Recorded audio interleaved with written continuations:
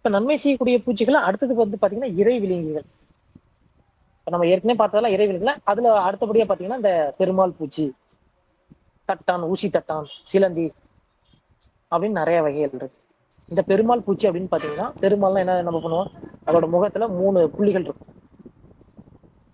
அந்த 3 புள்ளிகளுமே ராமம் போட்ட மாதிரி ஒரு அறிகுறியை ஏற்படுத்தும். இந்த பெருமாள் பூச்சிகள் பார்க்கக்கூடிய எல்லா பூச்சிகளுமே சாப்பிடக்கூடியது. அதான் ஒரு பிரச்சனை. ஏன்னா நன்மை செய்யக்கூடிய பூச்சிகளையும் சாப்பிடுறோம், தீமை செய்யக்கூடிய பூச்சிகளையும் சாப்பிடும். அதுக்கு எதுவுமே தெரியாது. நல்லவன் கெட்டவன்லாம் எதுவுமே தெரியாது. அது பாட்டு சாப்பிட்டு போயிட்டே இருக்கும். இதை சில நேரங்கள் என்ன சொல்லுவாங்க, கும்பிடு பூச்சி அப்படின்னு சொல்லுவாங்க. ஏன்னா அதோட முன்னங்கால்களை பாருங்க, அப்படியே கையேந்தி கும்பிட்டுட்டு இருக்கிற மாதிரியே இருக்கும். அதோட முன்னங்கால்களை பாத்தீங்க அப்படின்னா ரொம்ப மாதிரி இருக்கும். அழகா தீமை செய்யக்கூடிய பூச்சிகளை அப்படியே கவர்ந்து அப்படியே நெருக்கி சாப்பிட்டு போயிட்டே இருக்கும். அப்ப பெருமாள் பூச்சியை பார்த்தா நம்ம என்ன பண்ணோம், மருந்தே தெளிக்கக்கூடாது, பாட்டு விட்டுருணும். அதே மாதிரிதான் ஊசி தட்டான் தட்டான். ஊசி தட்டான் தட்டானுக்கும் ஒரு வித்தியாசம் இருக்கு. என்ன அப்படின்னு பாத்தீங்கன்னா, இந்த ரொம்ப மெலிசா உடம்பு இருக்கிறது எல்லாம் என்ன ஆகும், பயிர் எங்க இருக்கோ அந்த இடத்துல தான் இருக்கும். கொஞ்சம் நல்ல உடம்பு நல்லா நல்லா இருக்கக்கூடியது என்ன பண்ணும் அப்படின்னா, பயிருக்கு மேல பறக்கும். பயிருக்கு மேல பறந்து என்ன இருக்கு அப்படிங்கிறத பார்க்கும். இந்த ஊசி தட்டம்னா பெருசா பறக்க முடியாது. அதனால பயிருக்கு கீழே தான் இருக்கும். பயிர் எங்க இருக்கோ அங்கதான் இருக்கும். அந்த இடத்துல வந்து அப்படியே பார்த்துக்கிட்டு பூச்சிகளை சாப்பிடக்கூடியது. அதற்கு அடுத்தபடியா பாத்தீங்கன்னா சிலந்தி. சிலந்தியை பொறுத்த வரைக்கும் நிறைய வகைகள் இருக்கு. சிலந்தியை பொறுத்த வரைக்கும் 2. ஒண்ணு வந்து பாத்தீங்கன்னா கூடு கட்டக்கூடிய சிலந்தி, இன்னொன்னு கூடு கட்டாத சிலந்தி. இப்ப நம்ம நெல் வயல்ல பார்க்கலாம். சிலந்தி வந்து பாத்தீங்கன்னா அப்படியே தண்ணியிலேயே மிதந்துட்டு போயிட்டு இருக்கும். இதெல்லாம் கூடு கட்டாத வகைகள். இதெல்லாம் என்ன பண்ணும், தரையில இருக்கக்கூடிய பூச்சிகளை சாப்பிடக்கூடியது. கூடு கட்டக்கூடியது என்ன பண்ணும் அப்படின்னா, ஒரு ஒரு இலைய இன்னொரு இலையும் பிணைச்சு கூடு கட்டும். அப்படி இல்லைன்னா ஒரு செடியும் இன்னொரு செடியும் பிணைச்சு கூடு கட்டும். இல்லைன்னா ஒரு தண்டு இன்னொரு தண்டு ரெண்டையும் பிணைச்சு கூடு கட்டும். இப்ப கூடு கட்டும் பொழுது அது சிதறமாவோ இல்ல ஒரு மாதிரி அரைவட்டமாவோ இல்ல முழு வடிவத்துல, அதாவது ரவுண்ட் ஷேப்லயோ ஏதோ ஒரு வடிவத்துல இருக்கும். ஏன்னா பல வடிவுகள்ல இது வந்து கூட கட்டும். இப்ப இது கூட கட்டிட்டு என்ன பண்ணும், அந்த கூட்டுல போய் அந்த வலைப்பின்னல்ல ஒரு வாரமா உட்காந்துரும். அவ்வளவுதான். இப்ப அந்த வலையை நோக்கி யாராவது வரான் அப்படின்னா அவங்கள போய் தாக்கி சாப்பிடும். இப்போ உதாரணத்துக்கு நம்ம நெல் சாகுபடியில பாக்குறோம், நமக்கு அந்து பூச்சிகள்னா பெரிய பிரச்சனை. அது வந்து பாத்தீங்கன்னா இலை சுருட்டு புழுவா இருக்கலாம், அதே மாதிரி வந்து குருத்து பூச்சியா இருக்கலாம், தாள் பூச்சியா இருக்கலாம், நிறைய இருக்கு. நிறைய அந்து பூச்சி வகைகள் இருக்கு. அப்ப இது எல்லாமே பறக்கக்கூடியது.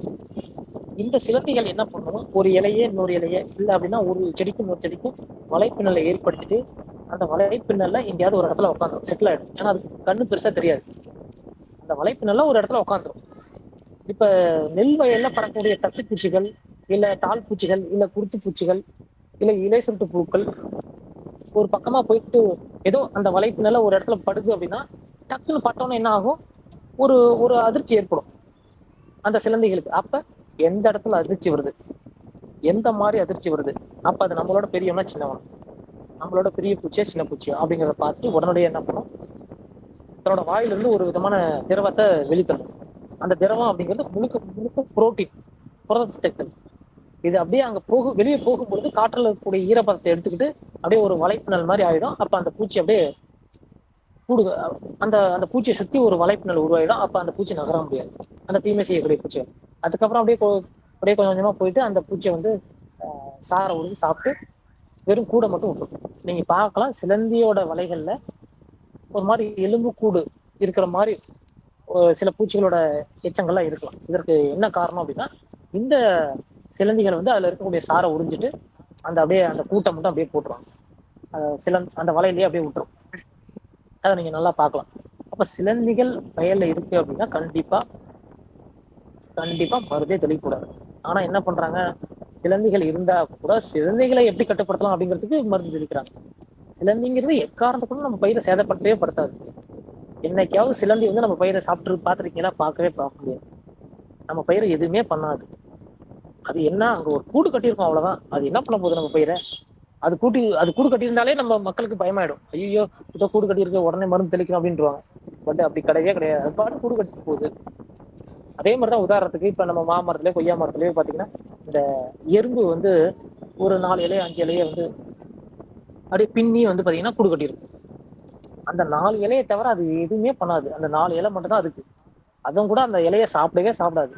அந்த 4 இலைகளை அப்படியே ஒண்ணா வச்சு தச்சிரும். அதுக்குதான் தையல்கார எறும்பு அப்படின்னு சொல்லுவாங்க.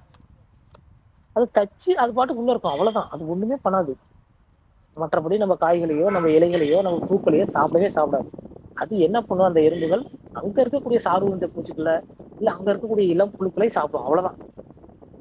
ஆனா நம்ம என்ன பண்ணுவோம், மரத்துல எங்கேயாவது கூடு கட்டியிருக்கு அப்படின்னா உடனடியா அதை அழிக்கிறதுக்கு என்ன பண்ணலாம், உடனடியா போங்க, குளோரி சேர்க்கறதுக்கு போங்க, மோனோ போங்க, டைக்ளோரோஸ் போங்க அப்படின்னு நம்ம தெளிச்சிருவோம். பட் ஆனா அது நன்மை செய்யக்கூடிய பூச்சிகள், நன்மை செய்யக்கூடிய எறும்புகள். அதை நம்ம எடுத்து வந்து நம்ம வயல்கள்ல அங்கங்க வச்சோம் அப்படின்னா தீமை செய்யக்கூடிய பூச்சிகள் எல்லாம் பறந்து போயிடும். அந்த அளவுக்கு நன்மையானதான் அந்த அந்த எறும்புகள், அந்த வீவர் ஆண்ட் அப்படின்னு சொல்லக்கூடிய தையல்கார எறும்புகள். அந்த மாதிரிதான் இந்த சிலந்தியுமே. சிலந்தியில பல வகைகள் இருக்கு. ஆனா எல்லாமே நன்மை செய்யக்கூடியதான், எதுவுமே தீமை செய்யாது.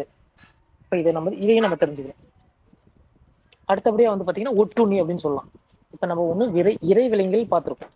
அதாவது நன்மை செய்யக்கூடிய பூச்சிகளை இறை விலங்குன்னு ஒண்ணு பார்த்திருக்கோம். இப்ப அடுத்து ஒட்டுண்ணி.